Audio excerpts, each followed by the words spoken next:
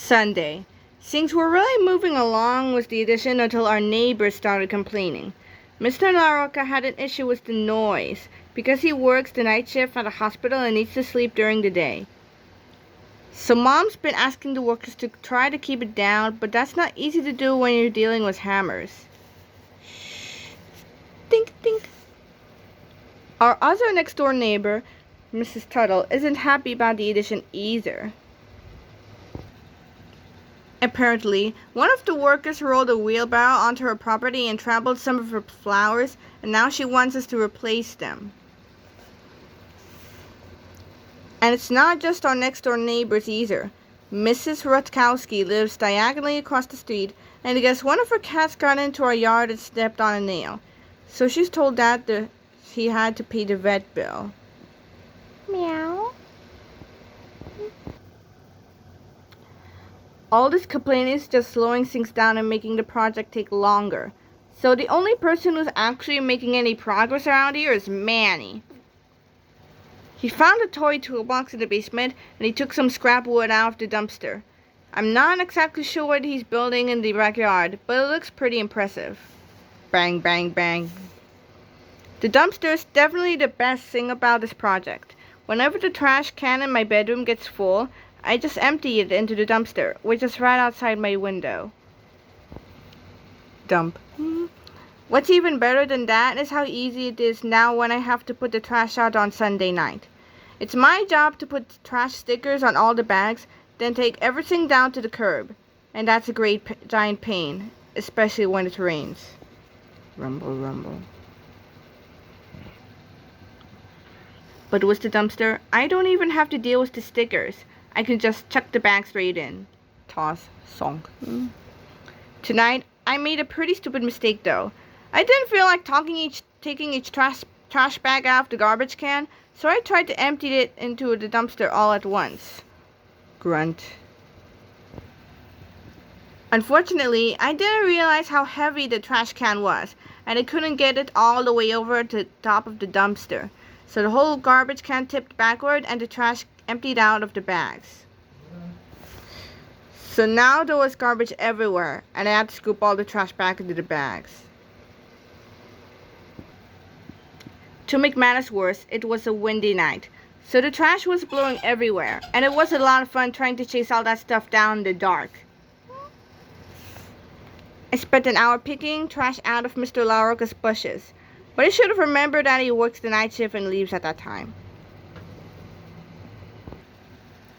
I got to bed super late yesterday, Monday. I got to bed super late yesterday because I had to try and convince Mr. LaRocca that he wasn't toilet papering his bushes.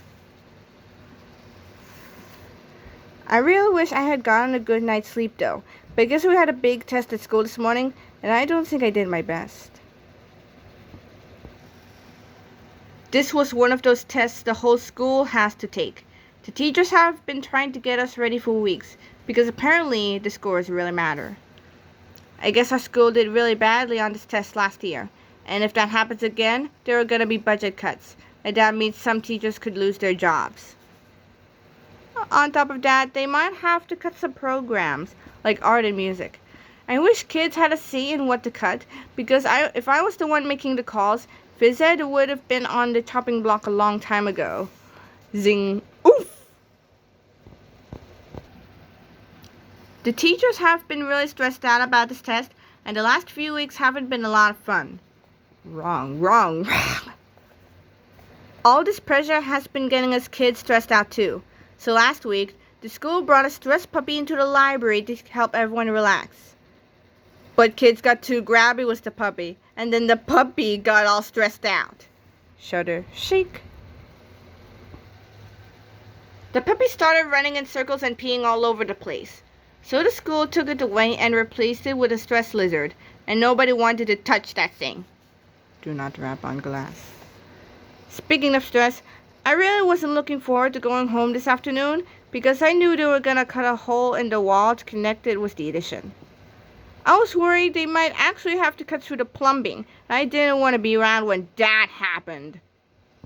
Roar.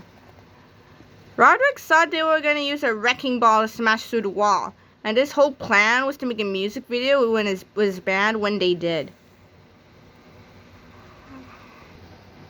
So Roderick and his bandmates were pretty disappointed when they got there and the workers had already opened the wall with a power saw.